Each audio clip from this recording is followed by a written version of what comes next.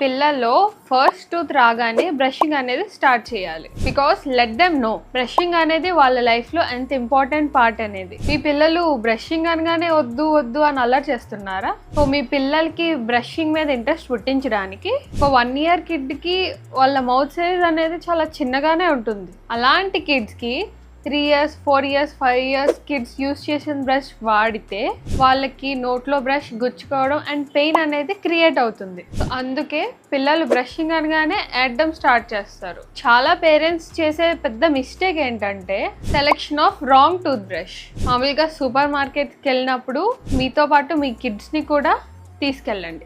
వాళ్ళనే వాళ్ళ favourite బ్రష్ని select చేసుకోమనండి. Like వాళ్ళ ఫేవరెట్ కలర్, ఫేవరెట్ కార్టూన్స్ ఉన్న బ్రష్ని సెలెక్ట్ చేసుకోమనండి. టూత్ పేస్ట్ ఫ్లేవర్స్ని రెగ్యులర్గా చేంజ్ చేస్తూ ఉండండి. Parents either mother or father brush చేసినప్పుడు వాళ్ళ పక్కన నిల్చొని ఎలా బ్రష్ చేయాలనేది డెమాన్స్ట్రేట్ చేయండి. మీరు నేర్పించినట్టయితే వాళ్ళు బ్రషింగ్ చేయడానికి ఇంట్రెస్ట్ చూపిస్తారు. ఎప్పుడైనా బ్రషింగ్ చేసేటప్పుడు మిర్రర్ ముందు బ్రష్ చేయించే అలవాటు చేయించండి. బ్రషింగ్ గురించి కార్టూన్ వీడియోస్ చూపించండి. బ్రషింగ్ అనేది ఎంత ఇంపార్టెంటో వాళ్ళకి ఎడ్యుకేట్ చేయండి. వాళ్ళు ప్రాపర్ బ్రషింగ్ అనేది స్టార్ట్ చేస్తే వాళ్ళకి గిఫ్ట్స్ కానీ రివార్డ్స్ కానీ ఇవ్వండి.